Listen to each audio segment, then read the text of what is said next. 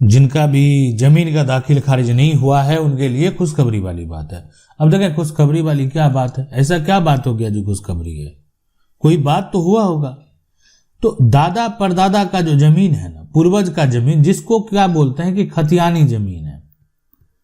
अब ये खतियानी जो जमीन है, अगर इसको देखा जाए और उसका जो है आज तक दाखिल खारिज नहीं हुआ है, अभी भी जिनके नाम से खतियान है ना, उन्हीं के नाम से जमीन का जमाबंदी चल रहा है। अब आप कहेंगे खतियान तो मेरा दादा के नाम से है, खतियान तो मेरा परदादा के नाम से है, तो उन्हीं के नाम से जमीन का जमाबंदी चल रहा है। तो अब यहाँ पर खुशखबरी वाली बात है, टेंशन नहीं लेना है। दाखिल खारिज कब कराना जरूरी होता है, तो देखें सबसे महत्वपूर्ण होता है तब जब एक तरह से कोई भी जमीन खरीदता है। जमीन खरीदने के बाद यानी अगर कोई जमीन खरीद लिया ना, तो जमीन खरीदने के बाद दाखिल खारिज कराना बेहद जरूरी होता है। उसके बाद अगर यहां पर देखा जाए, सबसे पहले कोई भी प्रॉपर्टी संपत्ति की अगर बात करें यहां पर, तो विरासत जो है ना या उत्तराधिकार, एक तो हो गया उत्तराधिकार, यहां पर समस्या क्रिएट करता है। इसलिए कि मान लेते हैं जमीन आप जिससे खरीदे, अब वो खरीदे तो वहां पर कौन था, वो विक्रेता, तो विक्रेता जमीन बेच दिया। विक्रेता ठीक है, एक तरह से इस व्यक्ति का जो इसको विरासत में मिलेगा, जो उत्तराधिकारी है वो है ना उनका पिता है, तो बाद में जो है ना जो उत्तराधिकारी है बेटा, उसके नाम जमीन दर्ज हो गया, वो अपने नाम से जमीन का दाखिल खारिज म्यूटेशन जो है उसका कायम हो गया। तो जमीन आप खरीदे किससे, पिता से। जमीन किसके नाम दिखा रहा है, बेटा के नाम। ऑनलाइन जो म्यूटेशन है वो किसके नाम से दिखा रहा है, बेटा के नाम से। आपका दाखिल खारिज को क्या होता है, रिजेक्ट कर दिया जाता है। यानी देखें आपके पास कानूनी अधिकार तो है, आपको कोई समस्या नहीं आने वाली है, लेकिन लड़ाई लड़नी पड़ेगी। यानी आपके साथ धोखा हो सकता है, कोई जालसाजी कर सकता है, आपको कानूनी लफड़े लग सकते हैं।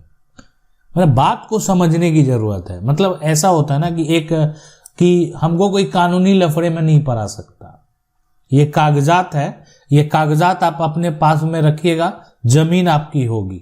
इसलिए कि ये अगर सही है ना, ये जो सेल डीड है जिसको या जमीन की रजिस्ट्री बोलते हैं, ये रजिस्ट्री का कागजात अगर सही है, आपको कोई परेशानी नहीं आने वाली है, कोई समस्या नहीं आने वाला है। तो आखिरकार जो है यहां पर, और ऐसा विवाद वर्तमान में जो है देखने को मिलेगा क्या, कि जमीन की रजिस्ट्री है, दाखिल खारिज रिजेक्ट हो गया। क्यों कि जमाबंदी में जमीन नहीं है। जिस जमाबंदी से जमीन की रजिस्ट्री हुई, यहां पर जो है ना रजिस्ट्री हुई, उस जमाबंदी में जमीन नहीं है। अब जमाबंदी दूसरे के नाम जो है वो ट्रांसफर हो गया, आपने नहीं कराया, आज आपको ये समस्या जो है क्रिएट कर देता है। बहुत लोगों को ये जो है ना, ये अगर समझ में नहीं आ रहा कि आखिर दाखिल खारिज प्रक्रिया होता क्या है, तो हम आपको बता देते हैं और आसानी से आप इसको समझ भी पाएंगे। देख सकते हैं ये जमीन का टुकड़ा, ये आपकी जमीन है, ठीक है। अब ये जो जमीन है यहां पर अगर बात करें, ये खतियानी जमीन है, खतियानी जमीन है। तो अभी पहले ये दादा के नाम से रसीद कटता था, फिर इसमें आ गए पिता, फिर आ गए चाचा। अब यहां पर जो है ना ये पिता चाचा, पिता ने क्या किया, जमीन को बेच दिया, और ये जो व्यक्ति हैं ये जमीन को खरीद लिए। तो आखिरकार ये जमीन का रसीद दादा के नाम से, फिर रसीद जमीन का कटा किसके नाम से, पिता के नाम से, फिर रसीद कटा चाचा के नाम से, दोनों लोग ने बंटवारा कर लिया। आज ये जमीन पिता के नाम से जमीन का रसीद जो है कट रहा था, उस समय पिता ने क्या किया, जमीन को बेच दिया। खरीदार ने क्या किया, जमीन का केवाला लिया और जमीन पर जो है यहाँ पर आकर कब्जा कर लिया, जमीन को यहाँ पर खेती करने लगा। जमीन का दाखिल खारिज नहीं कराया, म्यूटेशन नहीं कराया। पिता का जो यहाँ पर है, तो इनके 3 बेटे थे। अब तीनों जो हैं कानूनी तौर पर उत्तराधिकारी हैं, हकदार हैं, तो तीनों का आपस में बंटवारा होता है और जमीन का रसीद जो है अलग अलग हो जाता है। अब इनका जो यहाँ पर जो है एक तरह से नाम है ना पिता का, इनकी जगह पर इनके तीनों बेटों का नाम को दर्ज कर दिया जाता। जमीन की रसीद जो पहले पिता के नाम से था अब वो खत्म हो गया, अब ये जो है ना तीनों बेटे के नाम जो है अलग अलग दर्ज हो गया कि कौन से प्लॉट जो हैं, यानी उसका सरकार को टैक्स कौन भरेगा, सरकार को राजस्व कौन भरेगा, तीनों बेटा का नाम दर्ज हो गया। अब यहां पर जमीन की रजिस्ट्री करने वाला ने आवेदन कर दिया कि अब हमें दाखिल खारिज करवाना।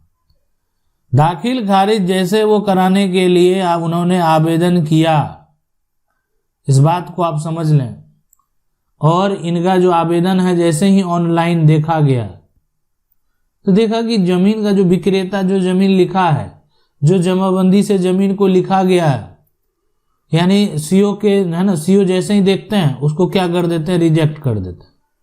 हाँ, ये तो जमाबंदी में जिसका जमीन ही नहीं है, अब तो नया जमाबंदी उसके बेटे के नाम से हो गया। अब है कि उनका रिजेक्ट हो गया ना, तो फिर आप आगे जाकर अपील करेंगे, जो उनको पावर था उन्होंने कर दिया। ठीक है, तो अपील कहां पर करना है, तो अपील करना है अपर समाहर्ता। जमाबंदी में जमीन आएगा तब तो पहले क्या कहते हैं, मोटेशन कराएंगे और आप अपना दावा पेश करेंगे। तो ये विवाद उत्पन्न हुआ क्यों, ये समझना बेहद जरूरी है। आज ये विवाद नहीं होता अगर दाखिल खारिज पहले हो गया होता। आज ये समस्या इनको नहीं लगता कि ये कागजात लेकर अपने वकील से मिले, कानूनी प्रक्रिया में गए, पहले भी इन पर खर्च किया था जमीन खरीदने को लेकर, अब खर्च कर रहे हैं यहाँ पर केस से यहाँ पर जो है सुधार को लेकर। तो ये जो समस्या उत्पन्न हुआ है आज, ये समस्या उत्पन्न नहीं होता अगर दाखिल खारिज पहले हो गया होता। अब देखें, बात करेंगे कि कोई भी व्यक्ति दादा परदादा की जमीन है और उसका दाखिल खारिज कराना चाहते हैं तो उनको या तो एक तरह से जमीन का कागजात, ठीक है, यहां पर जो है ना दादा हैं, या ये कह सकते हैं पहले यहां पर परदादा थे, उसके बाद यहां पर दादा, तो यहां पर दादा के नाम से अगर जमीन का खतियान है, खतियान दादा के नाम से है। अब इनके दो बेटे थे तो इनका कोई मतलब नहीं है, यहां पर उनका अलग है, दादा के नाम से जमीन का खतियान। अब देखें, ये आगे उत्तराधिकारी इनके दो बेटे हुए, एक आपके पिता हैं, दूसरे आपके चाचा हैं। अब इनके नाम से खतियान नहीं है, ये दोनों ने बंटवारा किया, जमीन का बंटवारा किया, और इन्होंने जो बंटवारा किया ना, तो एक जमीन का रसीद इनके नाम से कटने लगा। लेकिन इनका बंटवारा कैसा था पता है, कि आप पिता और चाचा का नाम जो है ना एक ही रसीद पर था, एक ही कागजात पर।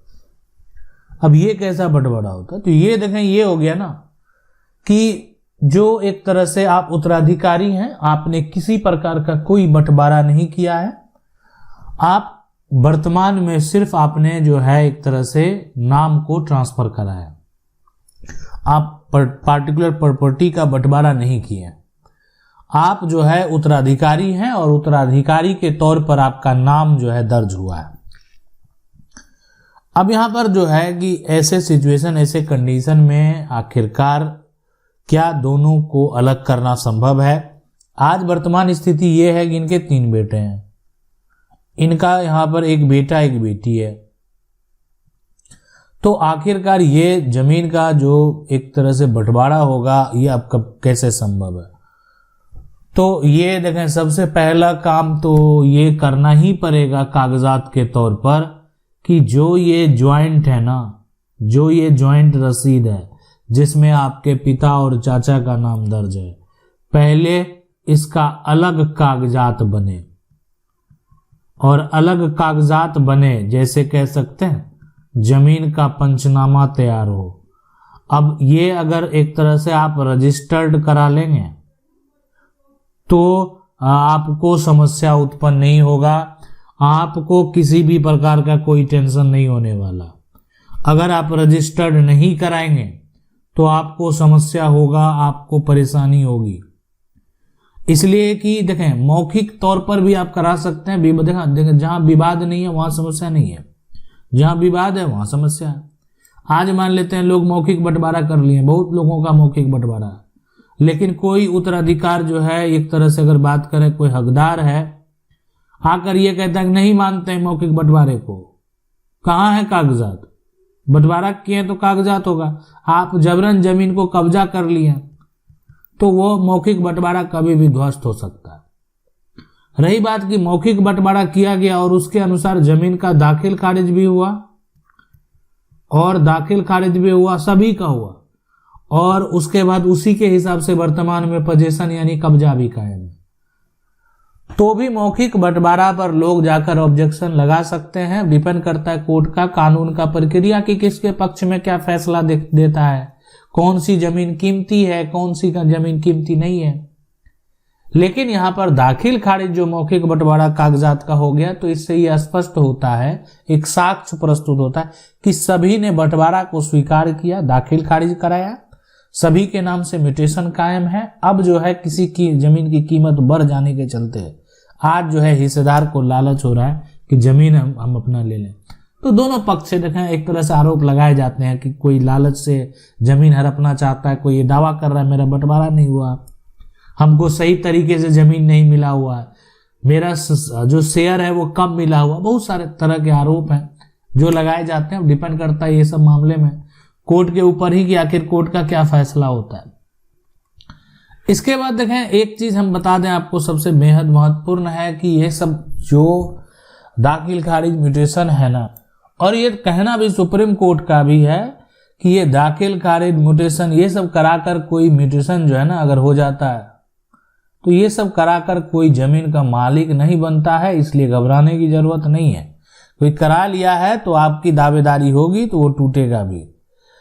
जमीन का मालिकाना हक प्राप्त करने के लिए अगर आपको लगता है कि आपके पास आज कागजात हैं और ये कागजात आपके पूर्वज के समय से हैं, समय के कागजात हैं, तो आप जो है मालिकाना हक प्राप्त करने के लिए आप क्या करेंगे, यहाँ पर जो है टाइटल सूट का दावा करेंगे।